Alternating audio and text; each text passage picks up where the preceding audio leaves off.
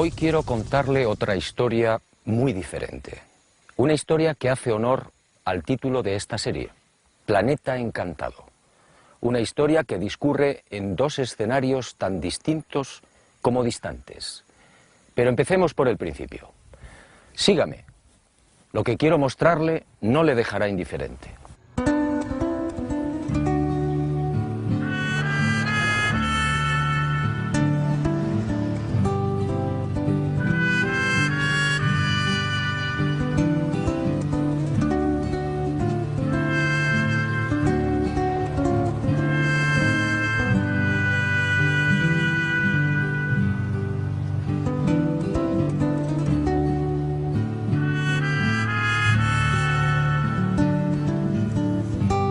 Supe de este nuevo misterio hace muchos años, y como otros quedó dormido en mis archivos hasta que el destino dio la orden.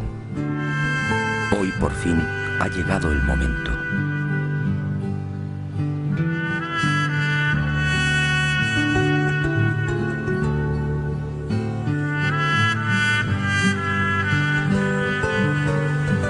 Nuestro objetivo en esta primera parte de la historia fue la bella y escondida Sierra de Ameca, en las proximidades de Ahualulco de Mercado, un apacible y sencillo pueblo minero del estado mexicano de Jalisco.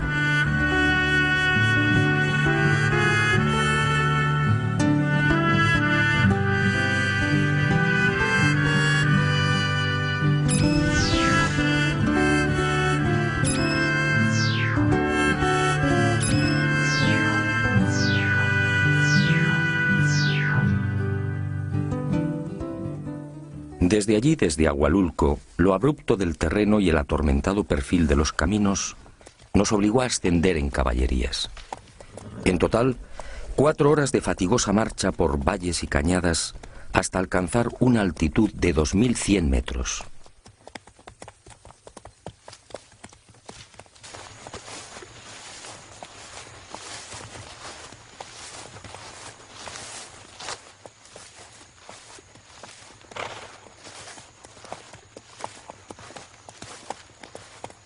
Pero el esfuerzo mereció la pena.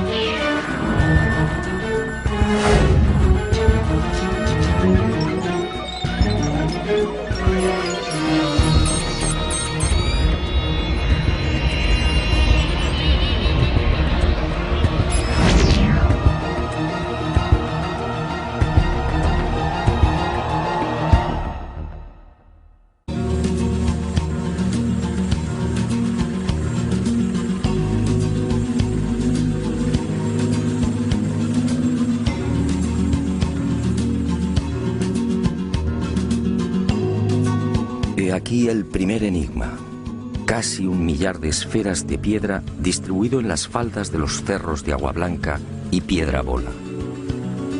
1000 esferas de arenisca y basalto finamente pulidas y con diámetros que oscilan entre 1 y 5 metros.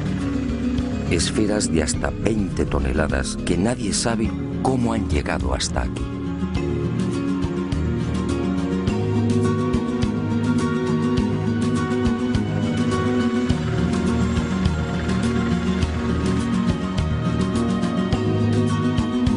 Muchas se presentan semienterradas o escondidas entre los apretados bosques de pinos y encinas. Bosques solitarios a 9 kilómetros de Ahualulco, en los que gobiernan el puma, la serpiente de cascabel y el silencio.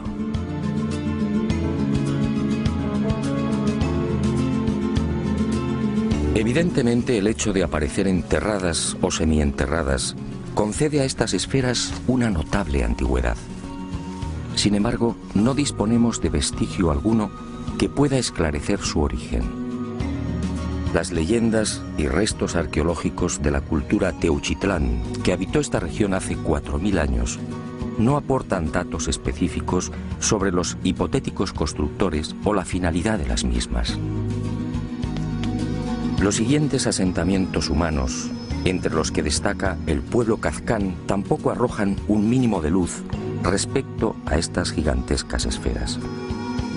Solo el nombre náhuatl de la primitiva cultura que habitó estos parajes, Teuchitlán o lugar de dioses, podría guardar alguna relación con estas obras gigantescas, más propias de dioses y titanes que de hombres. Pero obviamente esto solo es una suposición.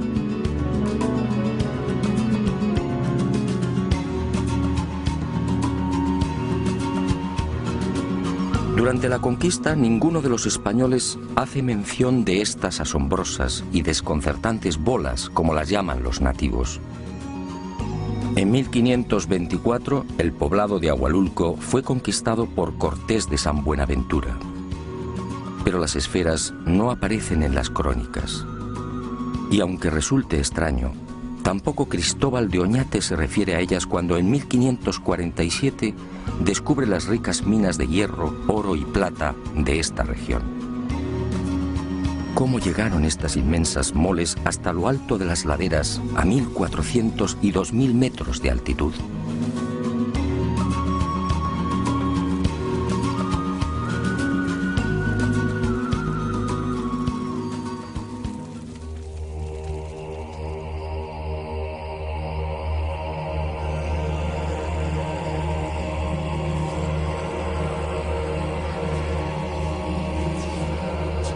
Durante siglos, como digo, las esferas de Ahualulco han permanecido prácticamente ignoradas.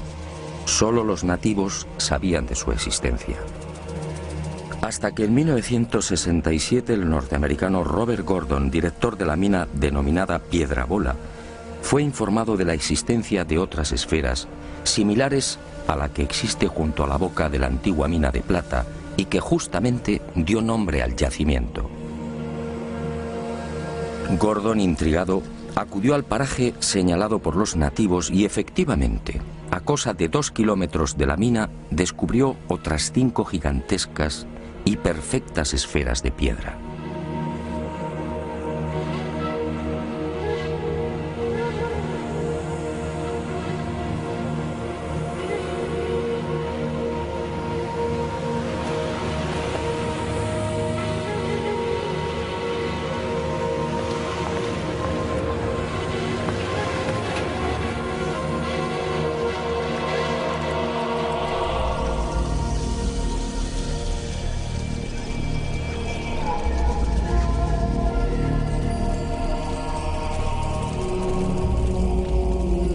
El hallazgo de Gordon fue el principio de una larga cadena de nuevos descubrimientos. El norteamericano envió unas fotografías de las esferas al arqueólogo Matthew Stirling y en diciembre de ese mismo año de 1967 se iniciaron las primeras excavaciones oficiales. Stirling llegó a desenterrar otras 17 grandes esferas, una de ellas de 3.35 metros de diámetro, el resto de 1.80 metros. Y al igual que sucediera con Gordon, Stirling quedó desconcertado. La mayor parte de las bolas presentaba un pulido minucioso e impecable, con un peso aproximado de 10 toneladas por unidad. Aquello no parecía casual. ¿Por qué el mismo diámetro? ¿Cómo se explica la perfecta esfericidad? Y lo más intrigante, ¿cómo transportaron la esfera de 3 metros y casi 20 toneladas de peso hasta la cumbre de la montaña?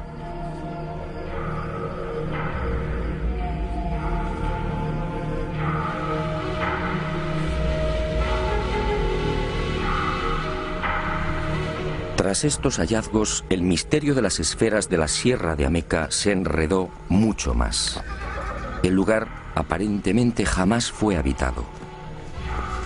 No se hallaron restos de cerámica ni tampoco utensilios que indicaran la existencia de asentamientos humanos.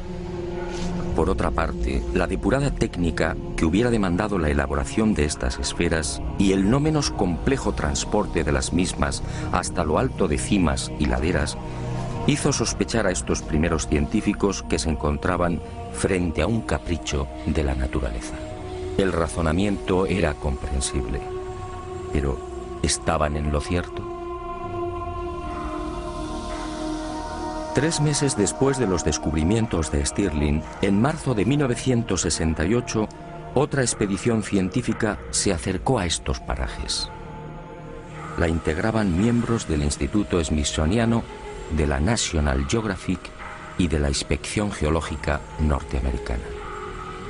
Y al frente como director el geólogo Robert Smith, también estadounidense.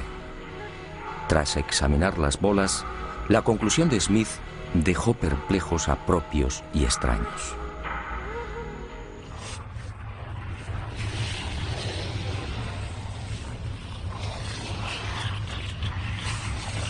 Las esferas mexicanas, aseguró el geólogo norteamericano, están formadas por un cristal volcánico llamado obsidiana.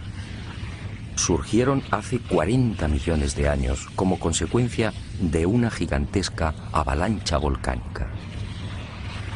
La Sierra de Ameca fue materialmente enterrada en ceniza y allí, en el fondo de esos depósitos, aparecieron las esferas.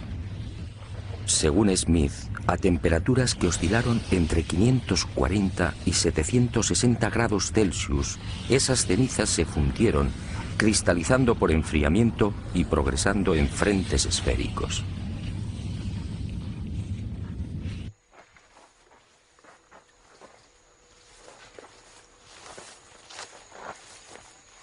Después, la erosión eliminó el gran colchón de cenizas y las esferas quedaron libres.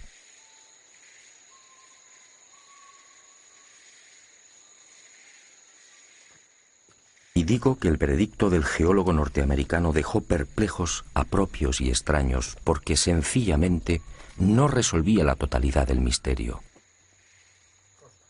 Para empezar, de las casi 1000 esferas que pueden contemplarse en la Sierra de Ameca, la casi totalidad está formada por arenisca, un material que nada tiene que ver con los volcanes. Solo un pequeño porcentaje está integrado por basalto. En cuanto a la obsidiana, ni rastro. ¿Qué ocurrió con estas moles? ¿También se formaron en el interior de la ceniza y en sucesivos frentes esféricos? Para la mayoría de los expertos en petrología, esta posibilidad es altamente dudosa. En cuanto al hecho incuestionable de la similitud en los diámetros de muchas de estas bolas, 1.80 metros, el señor Smith naturalmente guardó silencio. Ningún científico serio admite hoy que esta casualidad sea obra de la naturaleza. ¿O no fue una casualidad? A esta versión supuestamente científica se sumó después otra explicación aportada por algunos vulcanólogos. Para estos, las esferas de Ahualulco tienen un origen muy distinto al propiciado por Smith. No serían otra cosa que tobas o piedras volcánicas expulsadas entre gases, fuego, columnas de lava y otros materiales piroclásticos. Estas bombas volcánicas, dicen, adoptaron la forma esférica en ese violento proceso de expulsión, redondeándose en el aire.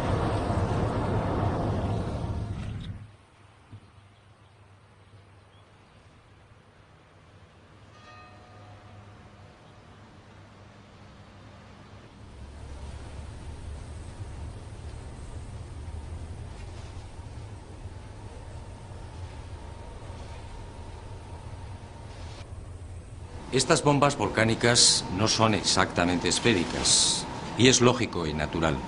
Pretender que estos materiales, expulsados de los volcanes, se vuelvan esféricos al contacto con el aire, es una afirmación arriesgada.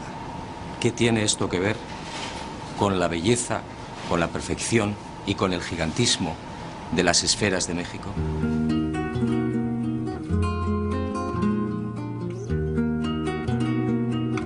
Las tobas volcánicas, además, son rocas ligeras, de consistencia porosa y formadas por la acumulación de cenizas y otros elementos volcánicos muy pequeños.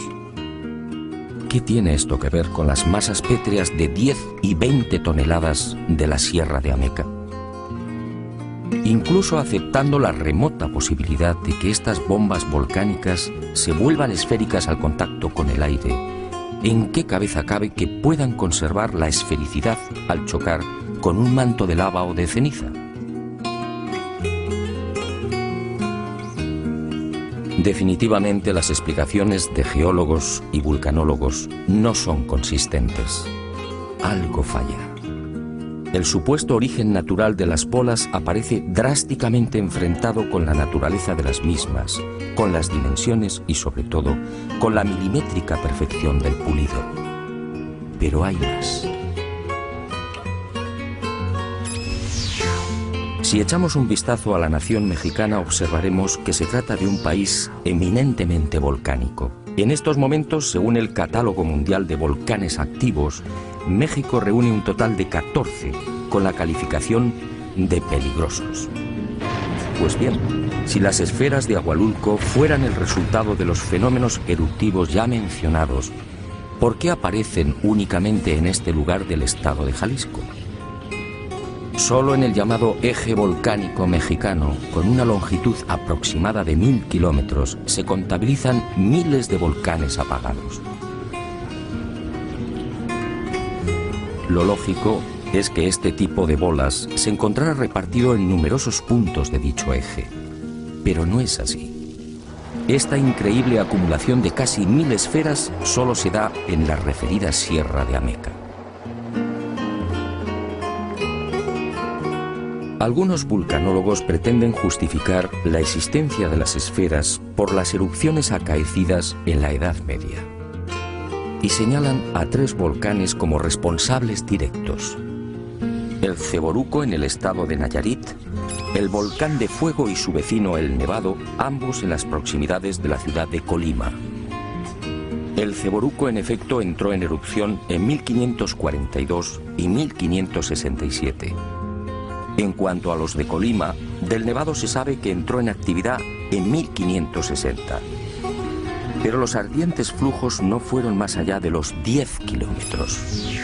Si tenemos en cuenta que Agualulco y la Sierra de Ameca se encuentran a 100 kilómetros del Ceboruco y a 140 de Colima, la pretensión de los vulcanólogos no se sostiene.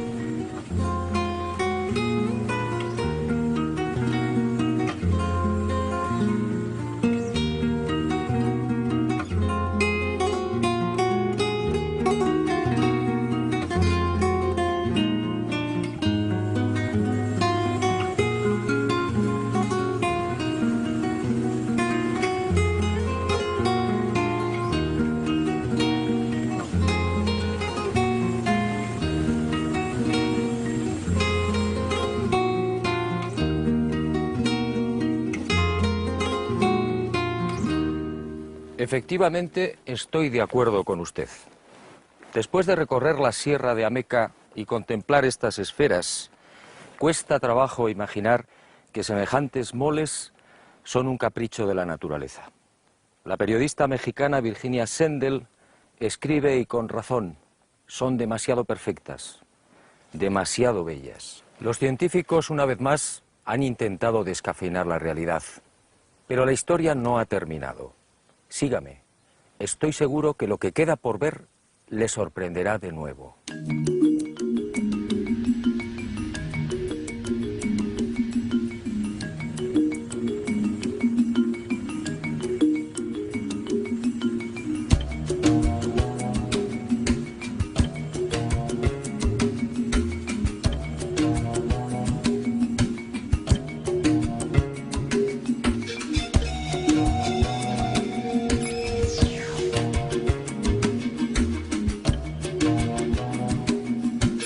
Nuestro segundo escenario se encuentra a casi 3000 kilómetros, en lo más profundo de la selva de Costa Rica.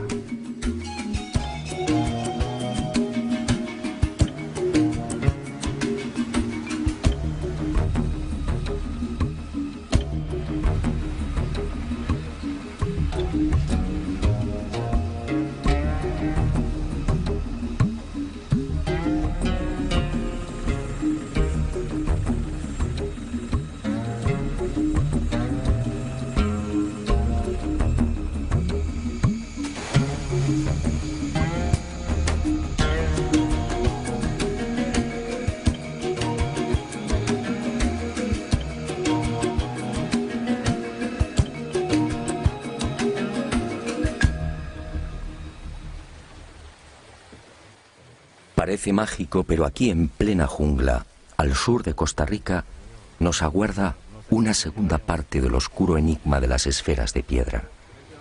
Una segunda parte que definitivamente arruina todas las explicaciones de la ciencia. Una segunda parte que eleva el misterio a su máxima expresión.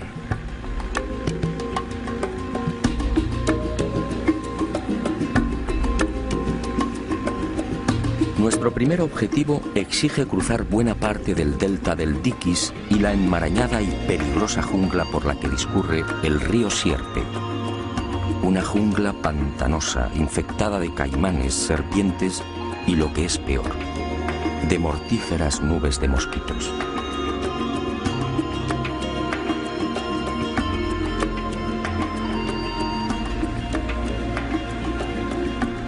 Afortunadamente, la jornada transcurre sin incidentes de gravedad y con los últimos rayos del sol alcanzamos al fin el gran secreto de Palmar Sur.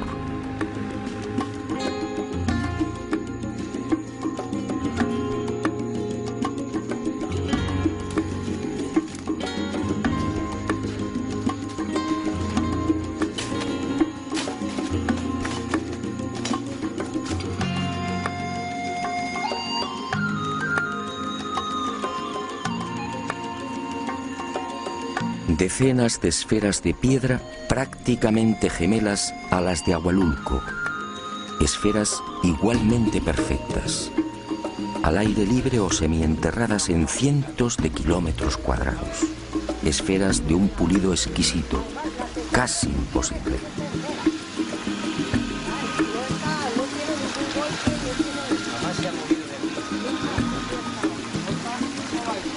Esferas de 2 y 3 metros de diámetro, de hasta 16 toneladas de peso. 40, 45 más 60 aproximadamente. Nadie conoce con exactitud su número. Se habla de cientos, más de 500 esferas de todos los tamaños, desde el diámetro de una naranja hasta 3 metros. Quizá más. Las hay en Palmar Sur, en las orillas de los ríos Esquina y Térraba, en las islas Camaronal y del Caño, en lo alto de las sierras de Bruqueña y en las regiones de Piedras Blancas, Cabagra, Buenos Aires, Bere y Pejivalle de Pérez Celedón. Pero estos solo son los emplazamientos conocidos. Al hallarse enterradas es posible que su número sea muy superior.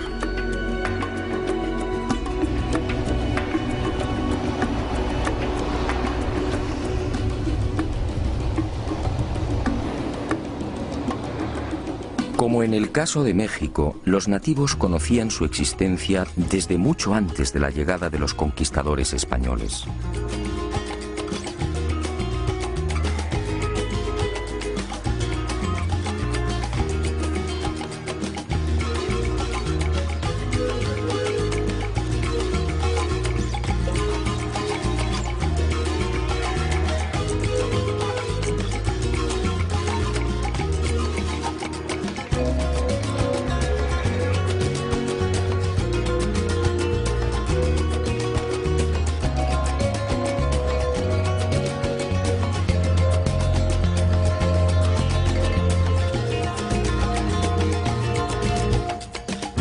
Pero sus explicaciones fueron tan parcas y confusas como las de los pueblos que habitaron Ahualulco.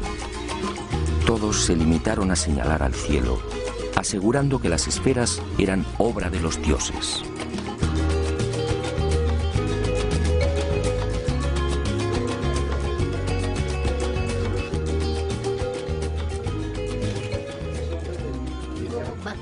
Bakakiri, cacta, cuando van a catar a Nietzsche, va a grabar shasta, bakakta, batapta.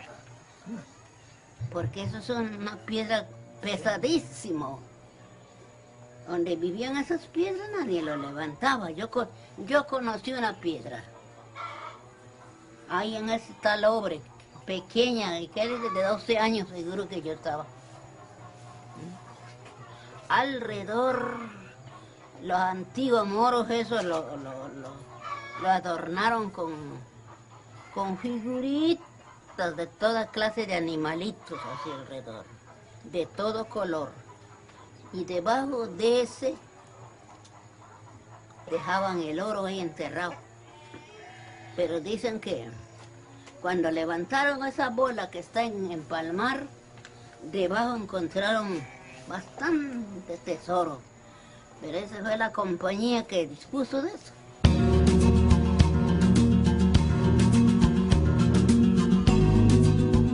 Fue a partir de 1930 cuando los arqueólogos tomaron contacto por primera vez con este fascinante enigma. En esa fecha, George Chittenden, empleado de la multinacional United Fruit, viajaba por Costa Rica comprando tierras para la plantación de bananos. Y fue en una de esas incursiones por la selva cuando Chittenden descubrió una serie de extraños montículos. Y sobre ellos, las formidables esferas de piedra. A su regreso a San José, informó a la doctora Doris Stone. 10 años después, a lo largo de 1940 y 1941, Stone se trasladó al Delta, procediendo al primer estudio científico y sistemático de las increíbles bolas. Las examinó, levantó mapas y tuvo el acierto de situar la ubicación original de 5 grupos con un total de 44 esferas.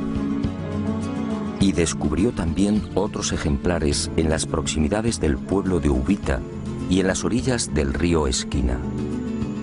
En 1943 publicaría un primer trabajo que, lógicamente, llamó la atención de otros investigadores. Entre estos destacaron Mason y Samuel Lothrop, de la Universidad de Harvard. Ambos se adentraron también en las selvas y ríos de Costa Rica con el loable afán de desentrañar el singular misterio. Pero tropezaron con un grave obstáculo. Lamentablemente, la compañía flutera norteamericana ignoró el indudable interés arqueológico de las esferas. Y con una absoluta falta de escrúpulos, anteponiendo el dólar a la cultura, removió tierras y cauces, destruyendo muchos de los ejemplares o cambiándolos de ubicación. Para colmo de males, otras esferas fueron igualmente removidas de sus emplazamientos originales y trasladadas a cientos de kilómetros. Y hoy adornan casas y jardines particulares, así como parques públicos, bancos y edificios oficiales.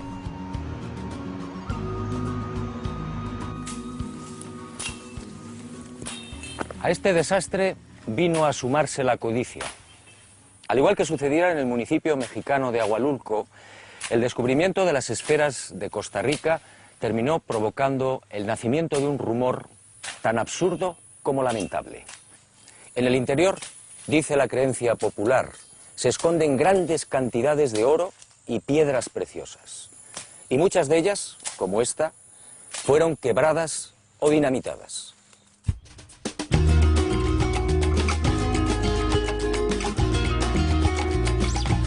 Pero arqueólogos e investigadores siguieron trabajando. En este caso, a diferencia de lo ocurrido en México, los costarricenses fueron mucho más sensatos y prudentes que sus colegas los norteamericanos. A nadie se le ocurrió esgrimir el absurdo argumento de los volcanes. Las esferas de Costa Rica son obra humana. De eso no cabe la menor duda. En cuanto a las preguntas clave, ¿quién, cómo y para qué las hicieron? La mayoría de los expertos no tiene respuestas, al menos satisfactorias. Sencillamente, es un misterio de momento.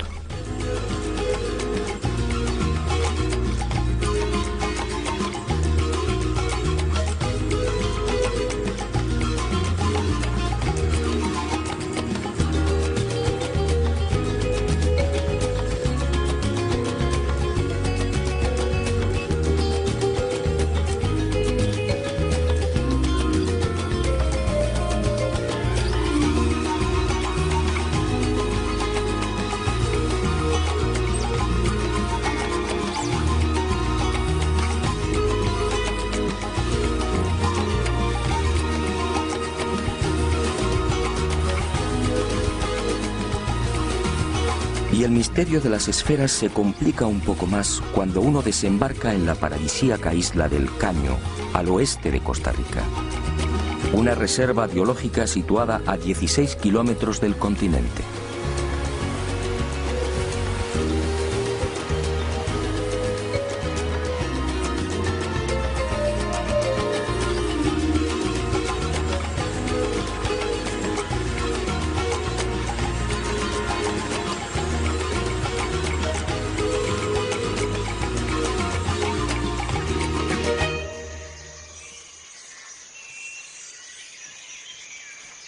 En este lugar fueron descubiertas unas 10 esferas. Hoy solo quedan 2. Y surge una pregunta obligada. ¿Cómo las trasladaron? En esta isla, por supuesto, no hay canteras. Las bolas necesariamente tuvieron que llegar desde tierra firme. Y el enigma, como digo, se complica.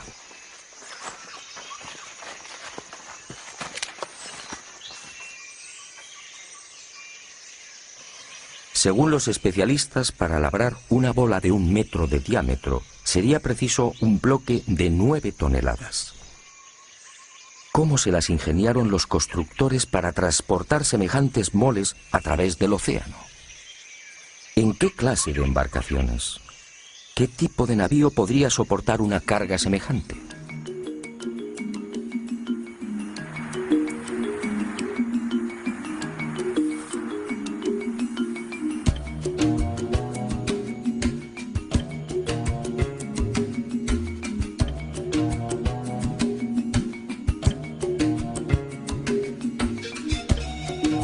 Y otro tanto sucede con la mayoría de los lugares de tierra firme donde aparecen las esferas. En la jungla, por ejemplo, tampoco hay canteras.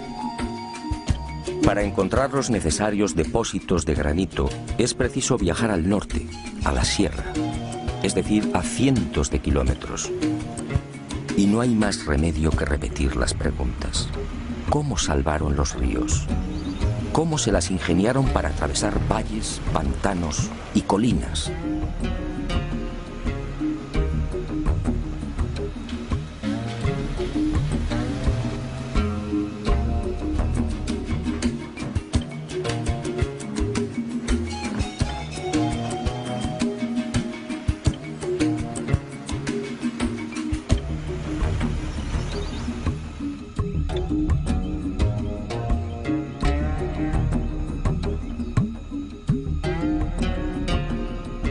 Si las esferas eran labradas en los puntos donde han aparecido, ¿cómo se las arreglaban para tirar de bloques tan gigantescos? En el caso de las más grandes, de 2,5 metros de diámetro, los bloques de granito de las que debían ser extraídas podían superar las 24 toneladas. Naturalmente, el asombroso pulido y la perfecta esfericidad de estas bolas son un capítulo aparte. En este lugar, a más de 100 kilómetros de las canteras, pudimos hallar otros 5 ejemplares. Lamentablemente también habían sido removidos de su emplazamiento original. Pero el pueblo al menos ha sabido conservarlos. Al llevar a cabo las correspondientes mediciones, quedamos perplejos. Las 5 presentaban la misma circunferencia.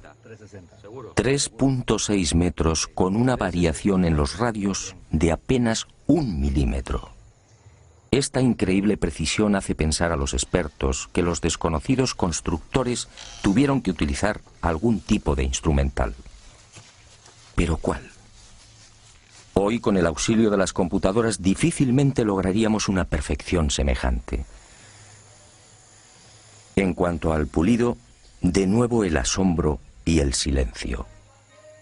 Curiosamente, cuanto más grande es la esfera, más cuidada es la terminación. Un acabado que casi brilla como un espejo. ¿Cómo lo lograron? Misterio.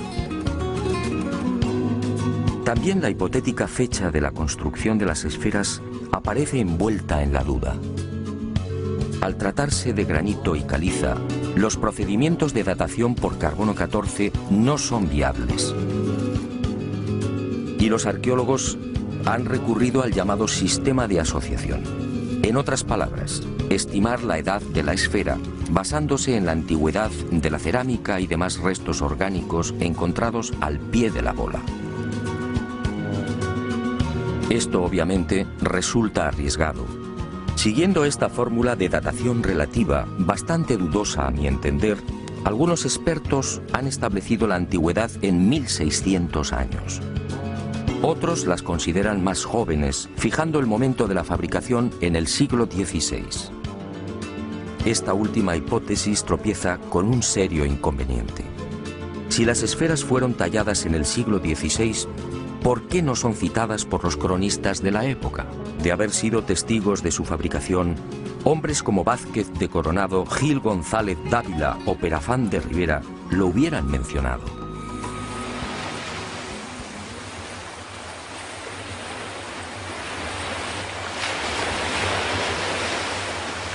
Para algunos investigadores más osados que la arqueología tradicional, estas esferas podrían tener entre 2000 y 3000 años como mínimo. Y fundamentan su razonamiento en el interesante proceso de hundimiento de las mismas. Muchas de ellas, de 2 y 3 metros de diámetro, se encuentran prácticamente enterradas o semienterradas.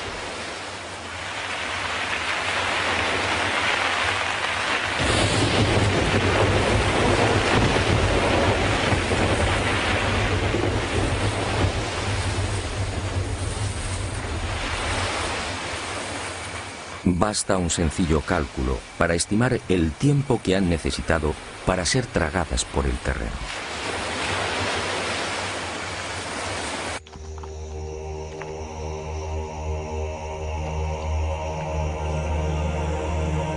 Sea como fuere, lo que parece cierto es que estas magníficas y colosales esferas fueron construidas mucho antes de la llegada de Colón. Pero ¿para qué? ¿Cuál pudo ser su finalidad?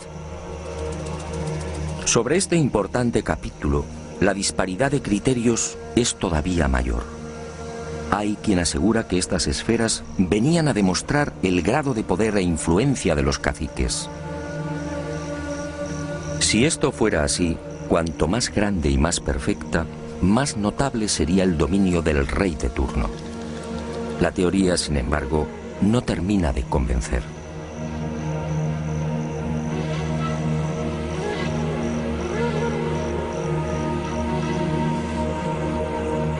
Otros las asocian a enterramientos, quizá como un elemento de culto.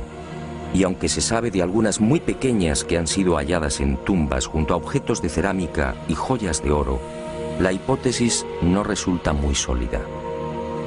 De las 500 bolas que han sido localizadas hasta el momento, ninguna aparece sobre una necrópolis.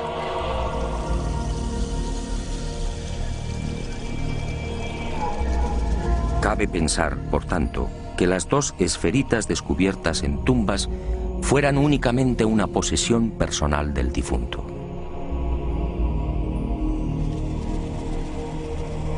Para el profesor Lothrop, el hecho de aparecer en grupos podría insinuar una serie de conocimientos astronómicos por parte de los constructores. La doctora Stone, como se recordará, descubrió un grupo con un total de 44 bolas. También en las proximidades de Piedras Blancas se hallaron otras 15 esferas perfectamente alineadas. ¿Se trata de mapas celestes? ¿Indican la posición de las estrellas? Hasta hoy, que yo sepa, nadie ha profundizado en esta sugerente posibilidad.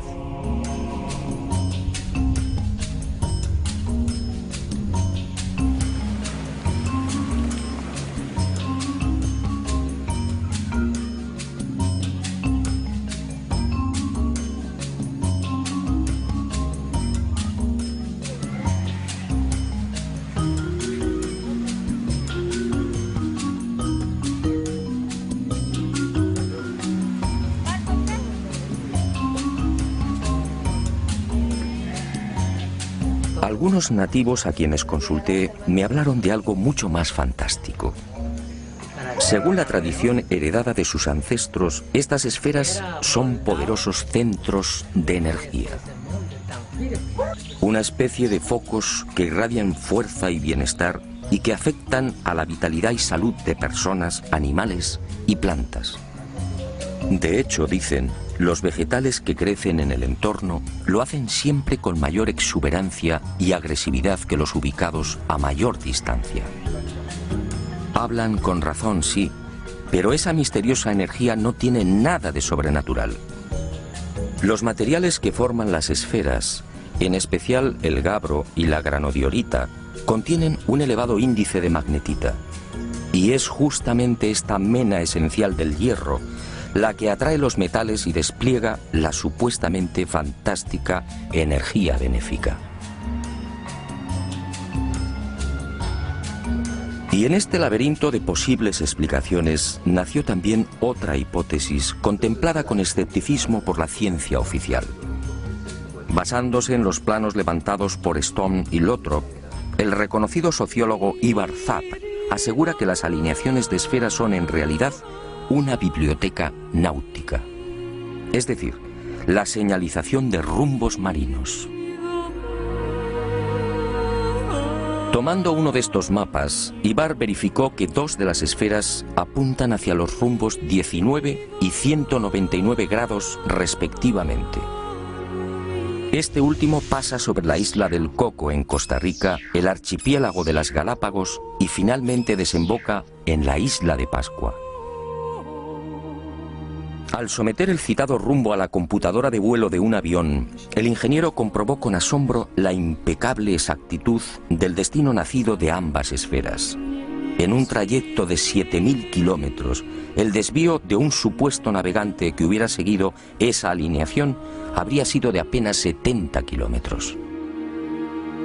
Por su parte, la alineación con la tercera esfera señala directamente a Grecia y Asia Menor.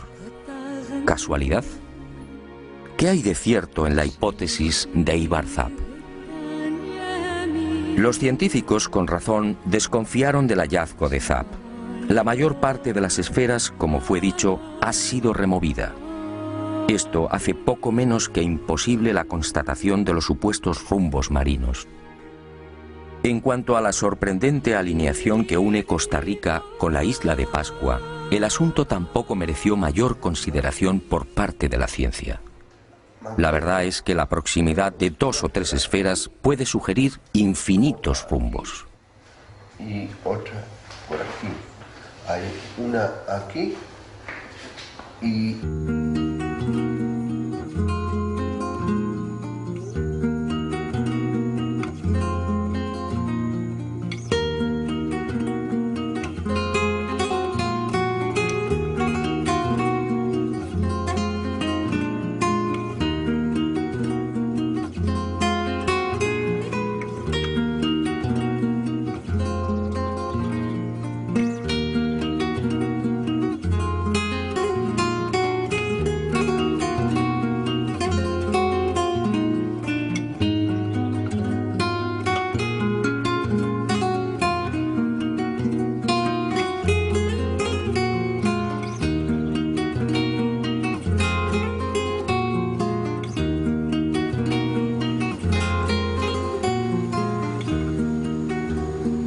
Pero Ivar Zapp sí parece tener razón en algo. Para el estoniano afincado en San José, las esferas son la viva manifestación de una cultura de expertos navegantes afincada en la Costa Rica que mira al Pacífico Sur. Una cultura precolombina de la que apenas queda constancia y que fue mencionada por Cristóbal Colón en su último gran viaje entre los años 1502 y 1504, los Tiguares.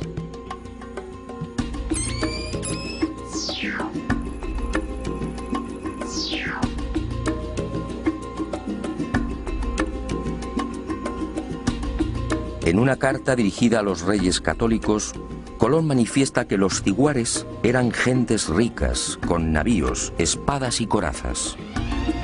Y habla incluso de algo asombroso, siempre rechazado por los historiadores.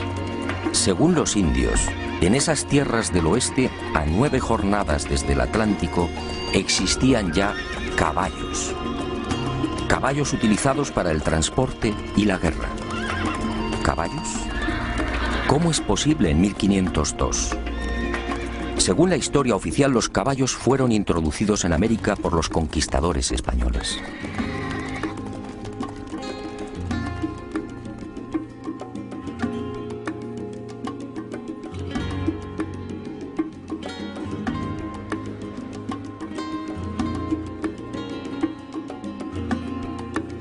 ¿Navíos? ¿Corazas y espadas? ¿Caballos? ¿Quiénes eran los diguares? ¿Fueron los constructores de las perfectas y gigantescas esferas de piedra?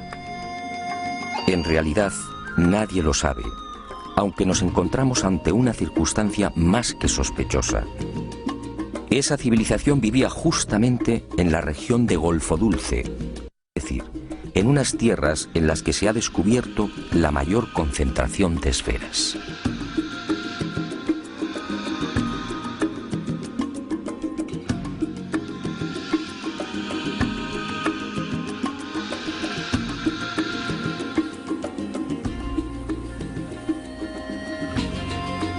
En este sentido, la arqueología oficial de Costa Rica parece estar de acuerdo.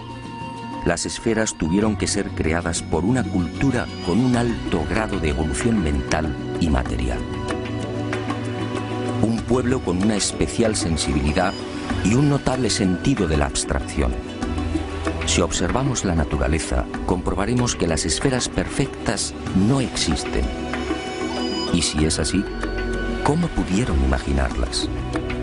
¿De dónde llegó esa sabiduría? ¿Por qué los nativos repiten una y otra vez que son creación de los dioses que bajaron del cielo? ¿Fueron los diguares instruidos por esos familiares dioses? Como puede ver, el misterio de las esferas de México y Costa Rica sigue en pie. Y me alegro. Después de 30 años de investigación, he aprendido que los enigmas no deben ser desvelados. Solo así podemos seguir soñando. Y ahora sígame. Vayamos al encuentro de otro maravilloso sueño.